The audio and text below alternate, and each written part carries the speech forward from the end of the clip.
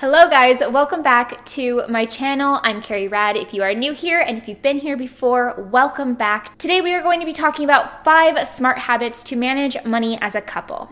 I am so excited to be working with Charles Schwab to create this video for you guys. So before we get started on this video, I want to take a second to thank Charles Schwab for helping me bring you guys financial education content. Habit number 1 is to just have a conversation with your partner first and foremost. I know that money can be a really hard topic to discuss. Some people may feel sensations of inadequacy or shame around finances. So it's definitely important to just start the conversation, start bringing it up so that everybody feels comfortable. That is why I think that the Charles Schwab game, A Richer Conversation, is such a great thing to bring up in this specific habit. Charles Schwab and A School of Life collaborated together to create a card game that helps couples have better conversations around life and money. When Alex and I played A Richer Conversation, we definitely learned things about each other that we didn't know before. I thought it was really fun and interesting because we talked about things that we probably normally wouldn't talk about. What was the first job you had? How did your perspective on life change after you started earning money? My first job was a lifeguard. Oh my God, that's amazing. At a pool. Wendy Peppercorn, yo. And my perspective changed because I started earning income and I saw how much work goes into seeing a paycheck. I thought you were going to say because somebody gave you a whistle and then you all of a sudden had responsibility of saving people's lives. That's an important first job. It was a lot of responsibility. I had to go through training to do it all. Yeah. I had to pick up a brick from the bottom of a pool. You know me, I'm not very strong. That's amazing.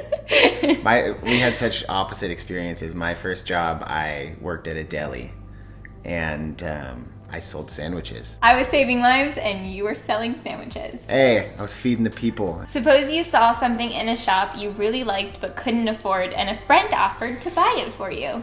What would you do? My late great grandfather once said, "You never looked a gift horse in the mouth." Now, I don't really understand what that means, but I think the takeaway is if a gift comes to you and someone's offering, you accept it. So I would say yes. Yeah, I think I'd probably think about it and be like, are they financially capable of buying me this? So judgy. Well, I don't know. If it's your friend, you kind of might know. I don't know. What are you going to be like, excuse me, I'm not going to accept your gift until you show me your last bank statement? If it's a gift that is not that much, then I would probably accept it. If it was a ridiculously expensive gift, then I would like a pony. Decline. Yeah, like a pony. I'd be like, obviously we can't. Also, where are you going to put the pony? Where are we going to put the pony? The most important thing you've taught me is to truly value each moment every day and to relax and enjoy being in that moment. I think all of us in this modern age are guilty of like being distracted or FOMO or whatever it is, or not valuing the moment when it's happening. And you always remind me to like live in the moment more, which I love. That was nice. Thank you. When it comes to gifts, is it the thought that counts? I mean, yes and no. If you forget, then, that's never good. But I don't know. I think it's the thought that counts. Unless you're like a 6-year-old and it's Christmas and you've been asking for something like all year long and you were a good boy, you didn't go on the naughty list, then it's not okay.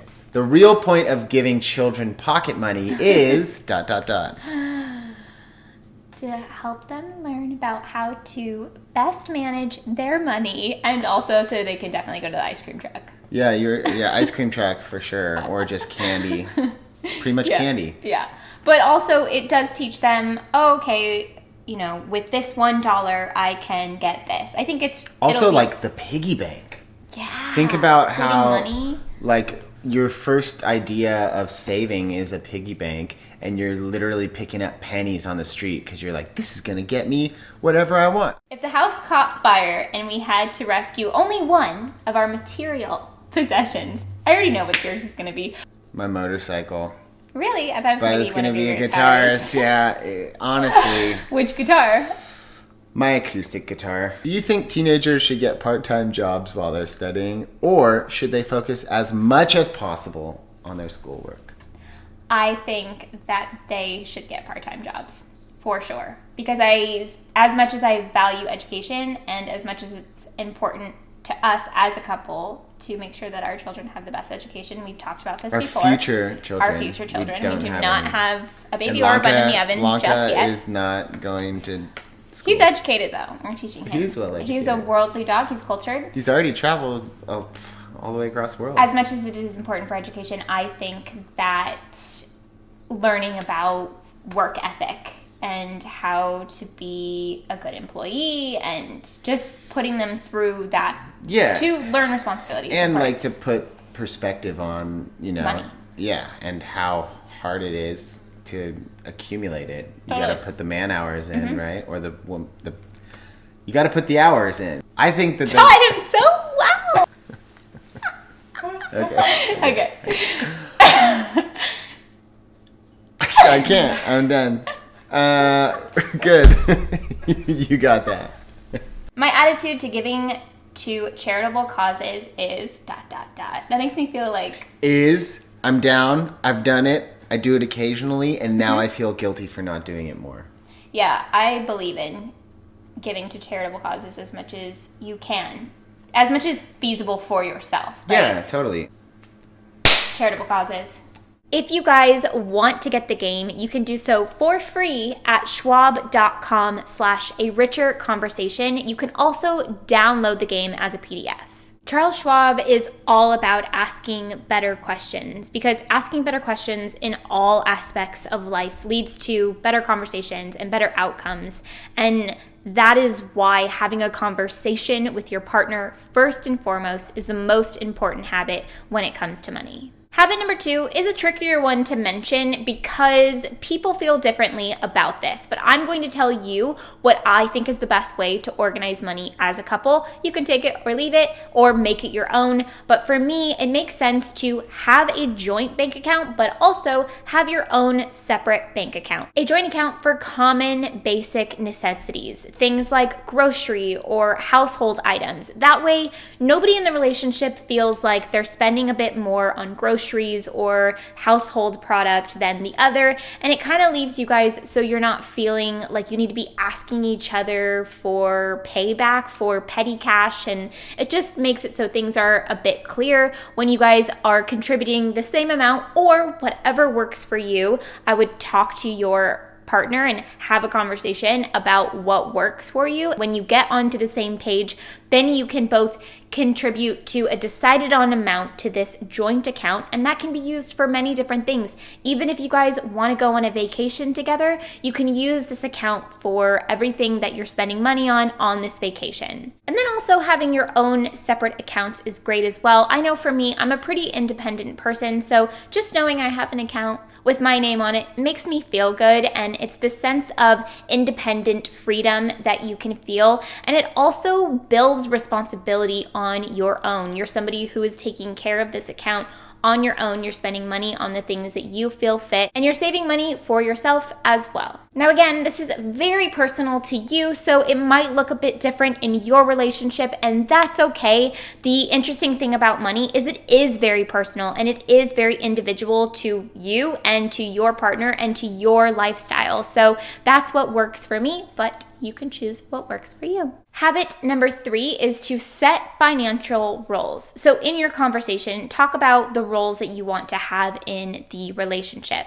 So are you the one that is going to be paying the rent or the mortgage every month, and the other person is going to help contribute? And if they are contributing, how much? You have to have some certain roles set in place so that you guys are aware of who's doing what and who's paying for what, who's paying the electricity bill, how is it coming out of the account, and all of those good things, so that at the end of the month, you're not scrambling to figure out who's going to do what.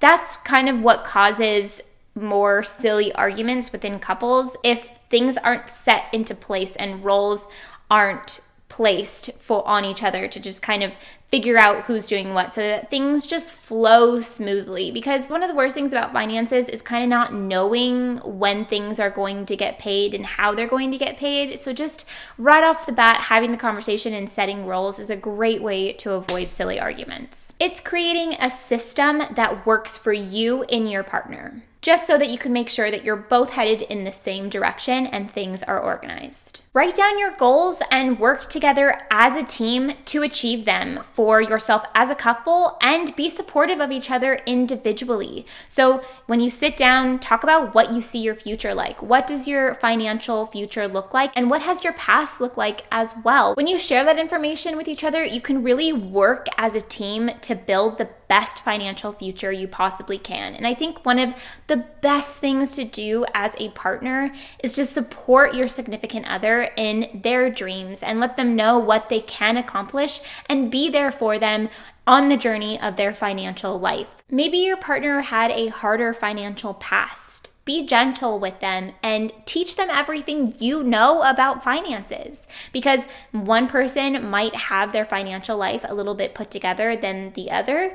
That's awesome, because that is what a relationship is all about, is being a yin and a yang, being able to support each other and help each other grow in every aspect of life. You may have certain strengths that your partner lacks in, and vice versa. So bringing your strengths to the table and your encouragement and support is really going to help you guys live a great financial life. Smart money habit number 5 is to have an emergency fund for you and your partner. If you don't have an emergency fund, definitely think about making this a top priority. This can be an emergency fund for so many different things. Is it a household expense, a repair that happened that you didn't expect? Is it a car broke down and you didn't expect it and you guys need to go in together and get a new vehicle? A lost job or an illness that you didn't expect. There are so many different things that can happen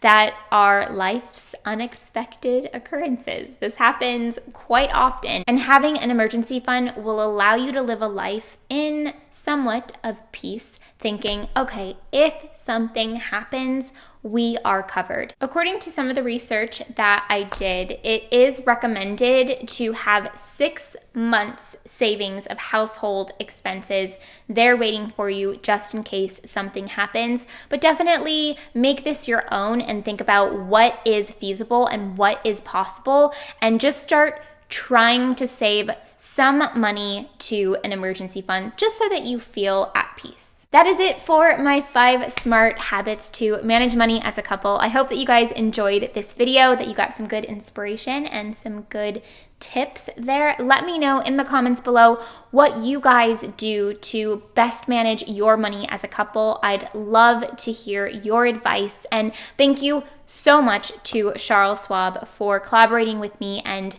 for working with me on this video, because bringing you guys education about finances, I think, is such great content, and I really hope that it is beneficial for you guys. So thank you guys so much for watching this video. I will see you guys very soon in a new one. In the meantime, keep up with me on Instagram at Carrie Rad.